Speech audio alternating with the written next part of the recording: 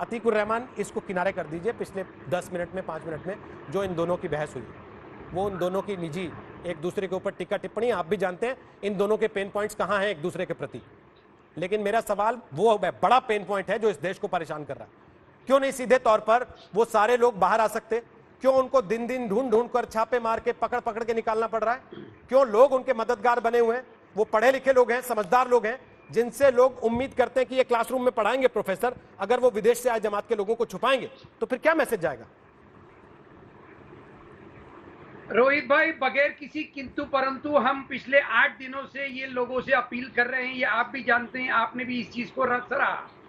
अब रहा सवाल ये प्रोफेसर साहब का, तो मेरी इतनी बात समझ में आ रही है, क्योंकि आज ये हकीकत सामने आई है प्रोफेसर साहब की प्रयागराज से, तो मेरी इतनी बात समझ में आ रही है कि उन दिनों में ये रिक्वेस्ट की गई थी जमात के लोगों से कि जिन लोगों को सिम्टम्स हो वो अपने आप को क्वारंटाइन कर लें। तो बहुत पॉसिबल है, मैं कोई इनको कवरिंग फायर नहीं दे रहा हूँ रोहित जी, बहुत पॉसिबल है कि इनको कोई सिम्टम्स ना हो और इन्होंने अपने आप को क्वारंटाइन करना ठीक ना समझा हो, बल्कि 2 दिन पहले ही इस चीज को उजागर किया गया मिनिस्ट्री ऑफ हेल्थ अफेयर्स की तरफ से कि एसिम्प्टोमेटिक लोग भी इसके शिकार हो रहे हैं। तो ये एक बहस का अलग मुद्दा हो गया था। रोहित भाई, क्या वजह है, मैं आपसे पूछना चाहता हूं कि हम अगर 8 दिन से आपके चैनल्स पर आके कोई तरफदारी नहीं कर रहे हैं जमात की, कोई तरफदारी नहीं कर रहे हैं मौलाना साहब की, उसके बावजूद आप हमारी बात को तस्लीम क्यों नहीं करते हैं? फिरंगी महल साहब ने इतने अच्छी तरह से आपके सामने मुद्दे रखे, इतने अच्छी तरह से ये बताने की कोशिश की आपको कि चंद मुसलमानों की वजह से हम लोगों को जो ये पूरा के पूरा तीखड़ा उठाना पड़ रहा है हिंदुस्तान के अंदर, गली कोने के अंदर दाढ़ी और टोपी देखकर मुसलमानों के साथ में दुर्व्यवहार किया जा रहा है। फिरंगी साहब ने उसको दूर करने की कोशिश की, वो भी आपने खुलासा मंजूर नहीं किया। अतीक भाई एक बात तो रोहित जी आप बताइए कि हम अपने आप मैं आपसे एक सवाल पूछ रहा हूँ, मैं आपसे एक सवाल पूछ रहा हूँ, अगर मेरे घर में कोई समस्या होगी, अतीक भाई, अगर मेरे घर में कोई समस्या होगी, उसका समाधान पहले मैं कर लूं वो बेहतर है, या पास पड़ोस वालों को, अगल बगल वालों को उंगली उठाने का मौका दूं वो बेहतर है? रोहित भाई, एक हद होती है ना उंगली उठाने की।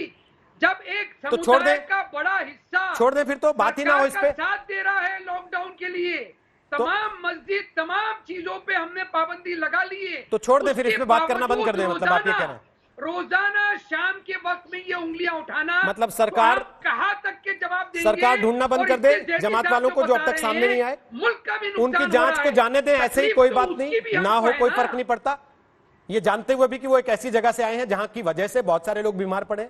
छोड़ दें इसको, भूल जाएं अब कि ऐसा भी हुआ था इस देश में, और कुछ लोग ऐसे हो सकते हैं जिनके सिम्टम्स ना हो। आप तो जान रहे हैं 80% लोग ऐसे निकल रहे हैं जिनमें सिम्टम्स नहीं है। आपके आर्गुमेंट्स आपने अप्रिशिएट क्यों नहीं किए? मैं तो आपके आर्गुमेंट्स भी अप्रिशिएट कर रहा हूं लगातार पहले दिन से।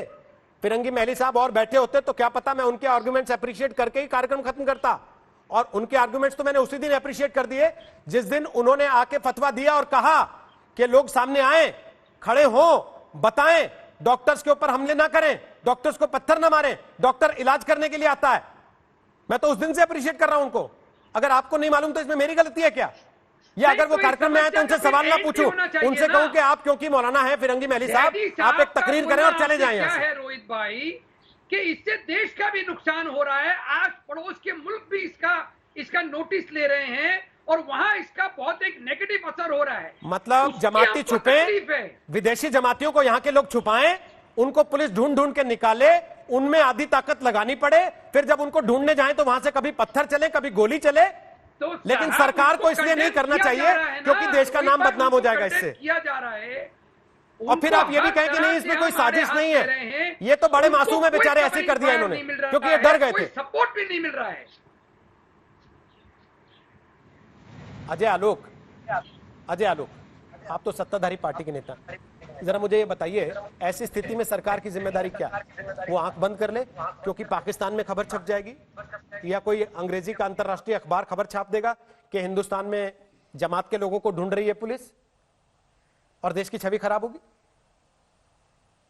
देखिए रोहित, देखिए रोहित, सरकार तो संविधान के हिसाब से ही चलेगी या कानून के हिसाब से ही चलेगी। और सरकार को सिर्फ कुछ लोगों की फिक्र नहीं करनी है, सरकार को पूरे देश की फिक्र करनी है। और जो देश की सुरक्षा पे खतरा के निशान पैदा करेंगे, सरकार उनसे वैसे ही डील करेगी जैसे सरकार डील करते आई है, चाहे वो केंद्र सरकार हो चाहे राज्यों की सरकार हो। और हर राज्य सरकार अपना दायित्व पूरा कर रही है। तबलीगियों को पकड़ा जा रहा है और उनके साथ कोई मुरवत नहीं की जा रही है। विदेशी तबलीगियों को हम जेल भी भेज चुके हैं, बिहार में और चाहे यूपी में। और जो डॉक्टर उन पे हमला कर रहे हैं, उन पे सख्त से सख्त धाराएं लगा के उनको अंदर किया जा रहा है। बात सिंपल सी है, अविश्वास बढ़ाने का समय नहीं है। मामले को सांप्रदायिक हिंदू मुसलमान करके बढ़ाने की कोशिश जो तस्लीम रहमानी या बाकी लोग कर रहे हैं, वैसे करने की जरूरत नहीं है। बात है कि सिम्टम हो या ना हो, अगर तबलीगी में गए थे, सामने आइए, जांच करवाइए।